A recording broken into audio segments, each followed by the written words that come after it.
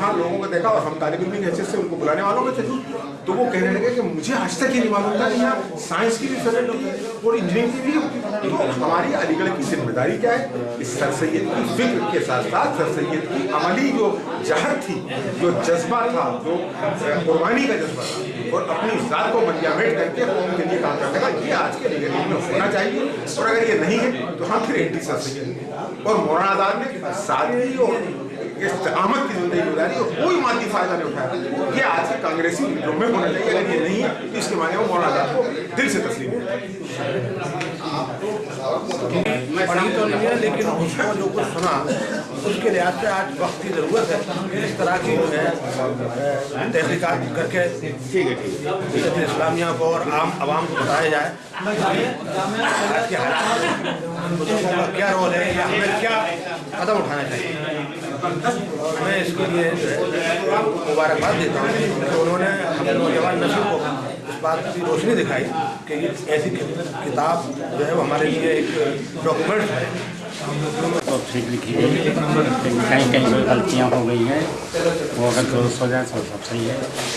Urdu press club पिछले 10-15 वर्षों से मुसलसल अहम मौज़ूआत पर सेमिनार सिम्पोजियम मुनक़िद करता रहा है, उसका इनेकाद कराता रहा है।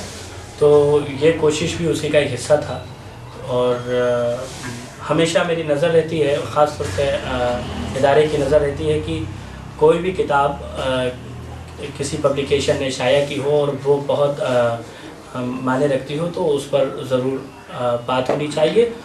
बस उसी कोशिश के तहत आज हमने आरिफुल इस्लाम साहब की किताब सर सैयद आज़ाद और हिंदुस्तानी मुसलमान पर ये मुज़ाकरा रखा जो बेइंतहा बेपनाह कामयाब रहा और हम अपने तमाम शुरका के बहुत शुक्रगुज़ार हैं। जहाँ तक ये किताब है सर सैयद मौलाना आज़ाद और हिंदुस्तानी मुसलमान, तो ये आरिफ साहब ने बहरहाल जो चीज़ें लिखी हैं वो काफ़ी तहक़ीक़ के साथ लिखी हैं। अब बहुत से लोगों से मुत्तफ़िक़ हैं, बहुत से लोग मुत्तफ़िक़ नहीं हैं। जैसे अभी जसवंत सिंह की किताब आई जिन्ना साहब के बारे में, तो बहुत से लोग उससे मुत्तफ़िक़ हैं, बहुत से नहीं हैं। लेकिन मेरी राय ये है कि हमें अब कभी भी मौलाना आज़ाद को या जिन्ना साहब को या पाकिस्तान बनने को इस बहस में पढ़ने की बजाय आगे की तरफ सोचना चाहिए। और ये सेकुलर पार्टियों में जाकर हमने देख लिया कि आज मुसलमानों की कोई वक़्त किसी भी सियासी जमात में नहीं है। तो जब तक हम अपने आप मुत्तहिद और मुनज़्ज़म नहीं होंगे, जो सर सैयद रहमान ने राह दिखाई थी कि सियासी तौर पर हम मुत्तहिद हों और दूसरे बिरादरान वफ़ा के साथ मिलकर हुकूमत साजी करें और इक़्तिदार में शरीक हों, मैं समझता हूँ यही इस किताब का असल मकसद है।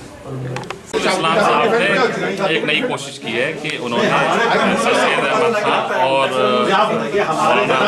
नई तस्वीर पेश की और मुसलमान लीडरशिप और कॉमन मुसलमान जो यहाँ पे हिंदुस्तान में है उसको इस किताब को पढ़ने के बाद ये देखना चाहिए कि अलीगढ़ मुस्लिम यूनिवर्सिटी की शक्ल में जो सर सैयद अहमद खान ने कॉन्ट्रीब्यूट किया है उससे मुसलमानों को एक क्वालिटेटिव चेंज क्या आ रहा है उनकी लाइफस्टाइल के अंदर या उसका कंट्रीब्यूशन हिंदुस्तान के अंदर क्या हो रहा है उसका असेसमेंट प्रॉपर होकर हमारे सामने आना चाहिए।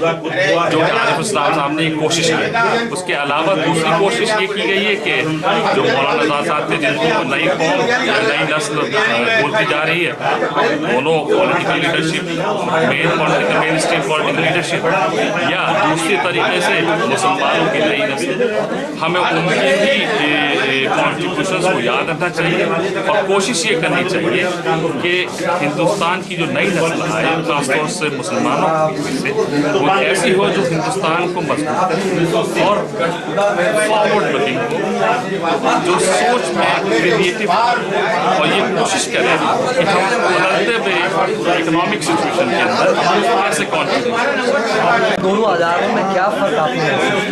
देखिए, अलीगढ़ मुस्लिम यूनिवर्सिटी और ऑक्सफोर्ड यूनिवर्सिटी से मैंने दोनों जगह तालीम हासिल की और मुझे दोनों जगह कोई फ़र्क नहीं, इसलिए फ़र्क नहीं आया कि दोनों ही इदारे एक तरीके से स्टूडेंट लाइफ के अंदर चेंजेस लाते हैं।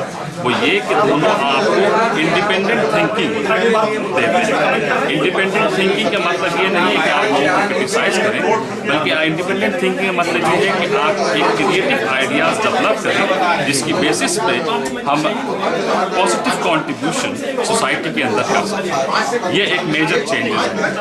अलीगढ़ मुस्लिम यूनिवर्सिटी हिंदुस्तान सब कॉन्टिनेंट के अंदर ये काम कर करती है, ऑक्सफोर्ड यूनिवर्सिटी पूरी दुनिया के अंदर ये काम करती है। मुझे लगता है कि सर सैयद अहमद खान ने जो यूनिवर्सिटी तामीर की थी, उन दोनों उनका मेरे ख्याल से बेसिक रीज़न ये था कि हम एक ऐसे लीडरशिप क्रिएट करें जो नेशंस के अंदर पॉजिटिव कॉन्ट्रीब्यूशन दे सके। कहीं ना कहीं आप आरिफ इस्लाम साहब की इस कॉन्ट्रीब्यूशन, इस कोशिश के बारे में आरिफ इस्लाम साहब की वाकई ये बात सही है कि वो इंडिपेंडेंट थिंकिंग रखते हैं। किसी पॉलिटिकल लीडर को बड़ा या छोटा क्रिटिसाइज करना बुरी चीज़ नहीं है अगर वो पॉजिटिव क्रिटिसिज्म है और उससे सोसाइटी का भला होता है। अगर आप डिफरेंट एस्पेक्ट्स पेश करते हैं किसी आदमी के बारे में तो वो अच्छी चीज़ है, क्योंकि ये सोसाइटी की डिमांड होती है कि हम डिफरेंट एस्पेक्ट्स किसी भी पर्सनालिटी के बारे में जानें।